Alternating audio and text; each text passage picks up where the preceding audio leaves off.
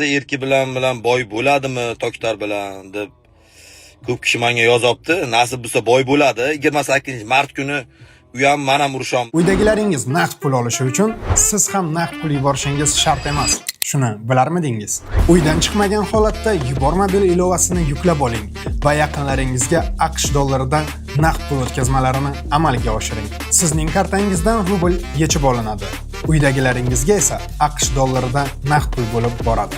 Hoziroq Yubormobil ilovasini yuklab oling va qulayliklaridan bahramand bo'ling. Golta akasi Abu bilan Erkabulan jangi tashkil qilinyapti. Tez kunda Abu bilan Erkabulan jang qiladi. 28-martda katta turnir bo'ladi. U kartda Erkabulan Marsel bilan jang qiladi. Abu esa tojik bola Kepesh bilan jang qiladi. Barcha sportchilarga omad tilab yozib keting.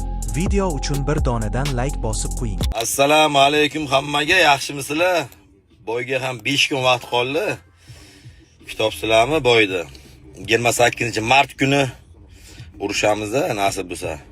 Duoda bo'lib turinglar, chiroyli boy qilamiz. Videolar chiqdi, kartlar chiqdi. Erki bilan boy bo'ladimi Toktar bilan deb ko'p kishi menga yozibdi. Nasib bo'lsa boy bo'ladi. 28-mart kuni u ham men ham urushamiz.